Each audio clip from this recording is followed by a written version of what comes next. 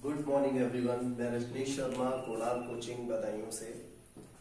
अभी आप में से किसी ने अगर हमारे कोचिंग इंस्टीट्यूट का एप्लीकेशन डाउनलोड नहीं किया है तो उसे दिए गए लिंक से डाउनलोड कर सकते हैं या फिर प्ले स्टोर पर कोणार्क कोचिंग इंस्टीट्यूट टाइप करें, वहां से भी आपको लिंक मिल जाएगा। आज हम स्टार्ट करते हैं पहला चैप्टर हिंदी में, हिंदी वर्णमाला भाग 1। यहाँ पर कुछ बेसिक चीजें आप पढ़ेंगे और इसके बाद थोड़ा सा डीपली कुछ अगर रह जाएगा इसमें वो हम नेक्स्ट वीडियो में इसको ले लेंगे। ठीक है, तो अभी हम स्टार्ट करते हैं। इसके लिए मैंने यहाँ पर कुछ चीजें लिख रखी हैं जिससे वीडियो बहुत ज्यादा बड़ा ना हो, तो वहीं से मैं आपको समझाने की कोशिश करता हूँ। देखिए, क्वेश्चन अक्सर पूछा जाता है कि भाषा की सबसे छोटी इकाई क्या कहलाती है। भाषा की सबसे छोटी इकाई वर्ण या फिर ध्वनि कहलाती है। ये हमने यहाँ पर फर्स्ट लाइन में मेंशन कर रखा है। दूसरा टॉपिक वगैरह, भाषा की सबसे छोटी इकाई क्या कहलाती है, वर्ण या फिर ध्वनि कहलाती है। अब देखिए, अब आप सोचेंगे कि हम वर्ण से लेकर के भाषा तक कैसे पहुंचते हैं। वर्ण से लेकर के भाषा तक कैसे पहुंचते हैं, किस तरह से बनता है, उसको जरा समझ लीजिए। इसका जो विकास क्रम है उसे समझ लीजिए। वर्ण, देखिए सबसे पहला हो गया वर्ण। वर्ण क्या होता है, मैं थोड़ा आपको यहां समझा दूं, थोड़ी जगह है हमारे पास फालतू। सपोज कीजिए ये लिखा हुआ है क, तो ये तो पूरा अक्षर कहलाएगा, लेकिन इसमें दो ध्वनियां हैं। दो ध्वनि इसमें कौन सी हैं, क और अ। ठीक है, क्योंकि इससे पहले जो लिखा हुआ था क, ये जो लिखा हुआ है ये है व्यंजन, और व्यंजन हमेशा वो वर्ण होता है जो स्वर की सहायता से बोला जाता है, जबकि स्वर स्वतंत्र होता है। जैसे ये छोटा आ लिखा हुआ है, कभी भी आपने नहीं देखा होगा कि हम छोटे आ पे बड़ी ई की मात्रा भी लगा लें, ऐसा नहीं होता है। तो ये स्वतंत्र होते हैं, जबकि व्यंजन जो होते हैं वो स्वतंत्र नहीं होते और वो स्वर की सहायता से बोले जाते हैं। ठीक है, तो अब थोड़ा सा समझने की कोशिश कर लीजिए। वर्ण से बनता है अक्षर। जैसे आपने देखा दो वर्णों से मिलकर के यहाँ पर क्या बना, अक्षर बन गया।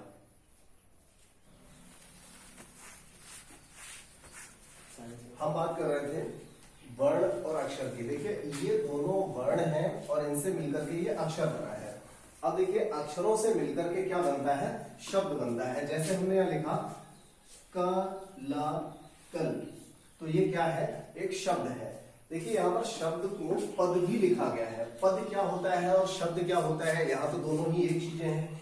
लेकिन देखिए, जब हम किसी भी शब्द को एक वाक्य के रूप में प्रयोग करते हैं, एक वाक्य में प्रयोग करते हैं, तब हम उसे क्या कहेंगे, पद कहेंगे। ठीक है, जैसे मैं कल जाऊंगा, तो यहां पर मैं कल जाऊंगा, ये तीनों ही जो शब्द हैं वो इस वाक्य के पद हैं। ठीक है, वैसे ये अलग अलग शब्द हैं, तो हम इसको क्या कहेंगे, पद या शब्द कहेंगे। दूसरी बात, अब देखिए शब्दों से मिलकर के क्या बनता है, पदबंध बनता है। पदबंध क्या होता है, इसको भी समझ लीजिए। पदबंध क्या होता है, जैसे कर्ता, कर्म या क्रिया, इस तरह के जो शब्द होते हैं, मतलब एक या एक से अधिक, दो या दो से अधिक शब्दों से मिलकर के जो शब्द, जो एक सेंस बनता है वो पदबंध कहलाता है। सपोज कीजिए हमने बोला कि मैंने आज दूध पिया, तो यहां पर दूध क्या है, कर्म है। मैंने क्या पिया, दूध पिया। अगर मैं कहता हूं आज मैंने मीठा दूध पिया, तो क्या पिया, मीठा दूध, तो वहां पर हमारा जो जवाब है वो एक से अधिक शब्दों से मिला। मैंने आज जूस पिया। ठीक है, मैंने आज जूस पिया, तो जूस क्या है, सिंगल एक शब्द है। लेकिन अगर मैं बोलूं कि मैंने आज गन्ने का जूस पिया, तो क्या पिया, गन्ने का जूस, यानी कि यहाँ पर दो शब्दों से, दो या दो से अधिक शब्दों से हमारा जवाब मिल रहा है, तो ये क्या होता है, पदबंध होता है। ठीक है, और इस तरह ये जरूरी नहीं होता कि किसी भी सेंटेंस में ये कंपलसरी है कि पदबंध आएगा, ऐसा बिल्कुल जरूरी नहीं होता। और ऐसा भी जरूरी नहीं होता कि किसी भी एक सेंटेंस में उपवाक्य जरूर आएगा, ऐसा बिल्कुल जरूरी नहीं है। तो देखिए, आपने देखा कि वर्ण से अक्षर, अक्षर से शब्द और शब्दों से पदबंध किस तरह से बना। पदबंध से मिलकर के क्या बनता है, उपवाक्य बनता है। उपवाक्य आप जानते हैं, आप लोगों ने पढ़ा होगा सभी ने, जैसे बुक्स में हुआ करता था कि डॉक्टर के आने से पहले रोगी मर चुका था, तो इसमें दो क्लास हुआ करते थे, एक फर्स्ट हो गया एक सेकंड हो गया, तो इसमें ये उपवाक्य होते थे, दो उपवाक्य हैं। तो इस तरह से हम भी अक्सर बोलते रहते हैं कि मैं आज उजहानी जाऊंगा, या मैं आज बरेली जाऊंगा, मैं आज लखनऊ जाऊंगा, और साथ ही बोलते कि मैं आज लखनऊ जाऊंगा और मैं परसों वापस आऊंगा। तो इसका मतलब क्या हुआ कि यहाँ पर दो वाक्यों को हमने जोड़ दिया था। तो यहाँ पर भी देखिए पूरा एक वाक्य कवर करने के लिए इसमें दो छोटे वाक्य, उपवाक्य इसमें शामिल किए गए थे। अब देखिए उपवाक्यों से मिलकर के क्या बनता है, वाक्य बनता है। वाक्य से मिलकर के भाषा बनती है। ठीक है, तो ये बात आप लोगों को समझ में आ गई होगी किस तरह से इसका विकास क्रम होता है। अब देखिए वर्ण जो होता है ये दो प्रकार के होते हैं, एक स्वर और एक व्यंजन। स्वर को मैंने देखिए यहाँ पर कुछ इसके पार्ट्स लिखे हुए हैं आपको समझाने के लिए, उनको जरा डिस्कस कर लेते हैं। मूल स्वर कौन से होते हैं? मूल स्वर कभी पूछ लिया जाता है तो देखिए छोटा आ, छोटी ई, छोटा ऊ और ऋ, ये जो होते हैं मूल स्वर होते हैं। ठीक है, ये किसी और से मिलकर के नहीं बने होते हैं। अब देखिए स्वर जो होते हैं, स्वरों की संख्या होती है 11। अगर हम जनरली स्वरों की संख्या की बात करें तो ये 11 होती है संख्या, और ये छोटा आ से लेकर के छोटा आ, बड़ा आ, छोटी ई, बड़ी ई जिसको हम बोलते हैं अ, आ, ई, उ, ऊ, इस तरह से ये आपके ए तक। ठीक है, ये सभी 11 होते हैं। अगर हम बात कुल स्वर की करें तो उसमें 11 तो ये वाले स्वर होते हैं, और 2 आयोग वाह जिनको हम अंग और आहा कहते हैं वो इसमें शामिल कर दिए जाते हैं, और ये कुल स्वर कितने हो जाते हैं, 13 हो जाते हैं। ठीक है, कुल स्वर कितने हो जाते हैं, 13। कई बार ये क्वेश्चन कंपटीशन में ऐसे पूछा गया है कि स्वर कितने होते हैं। अगर स्वरों की संख्या पूछी जाती है तो आपका जवाब क्या रहेगा, 11 रहेगा। और अगर ये पूछ लिया जाता है कि कुल स्वर कितने होते हैं, अगर कुल स्वर कितने होते हैं पूछा जाता है तो आपका जवाब हमेशा 13 रहेगा। ठीक है, एक बहुत ही कॉमन सी बुक है ल्यूसेंट, जो आप हर किसी के पास होती है। ल्यूसेंट में ही अगर आप उसके एक्सरसाइज में देखेंगे तो वहां यही क्वेश्चन दो तरीके से पूछा गया है। एक बार उसका आंसर 11 दिया है और एक बार 13 दिया है, आप चेक कर सकते हैं, सभी के पास ये वाली बुक होगी।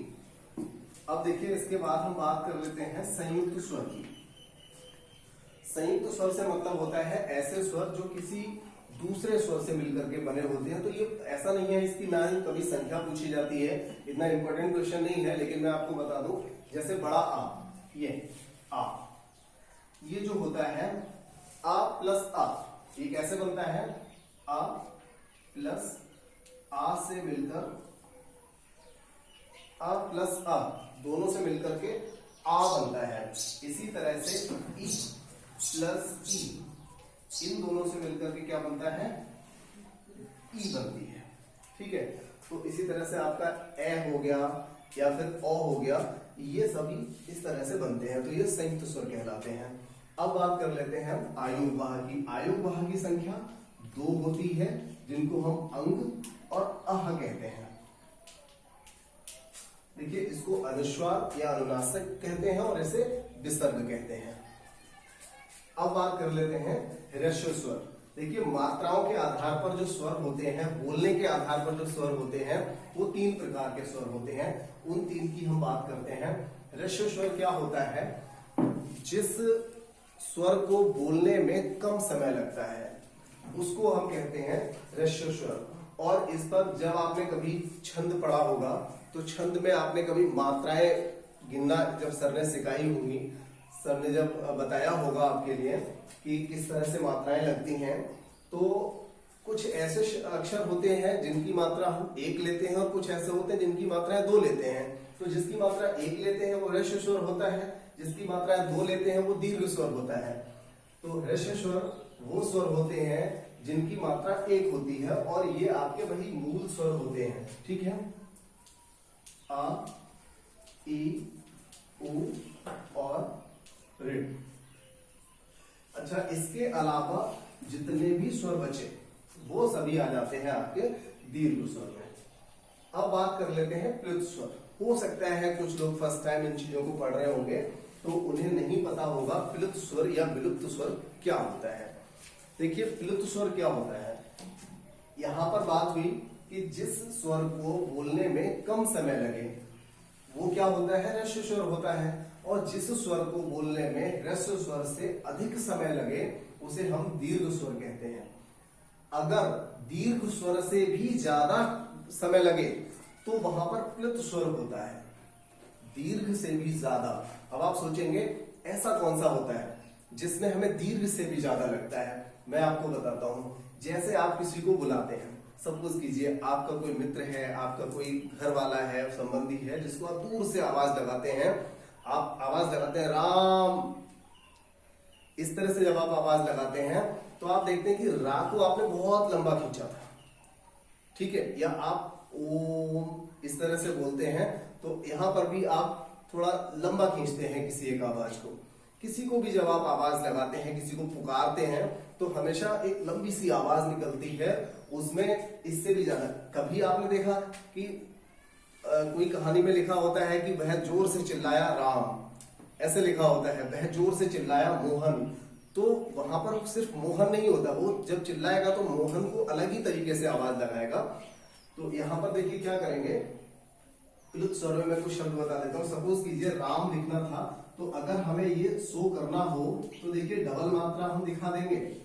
ये डबल पाई होती है, जहां पर दो मात्राएं होती थी छंद में, वहां पर हम ये लगाते थे, तो इस तरह से हम इसको इंडिकेट कर सकते हैं। 2 या 3 बार ये डबल मात्रा वाला जो चिन्ह होता है इसको लगा देते हैं। या सपोज देखिए आप सबने एक शब्द सुना है फुस, एक ये शब्द आपने सबने सुना होगा फुस, उसको अगर लिखेंगे तो कैसे लिखेंगे, उसको लिखेंगे तो देखिए ऐसे लिखेंगे, तो ये होगा सिर्फ फुस और ये फुस, दोनों में डिफरेंस है, ठीक है। तो ये समझ में आ गया होगा आप लोगों को कि प्लुत स्वर क्या होता है, ठीक है। तो इतना आप सब नोट कर लीजिए और इसके बाद अभी हम स्टार्ट करते हैं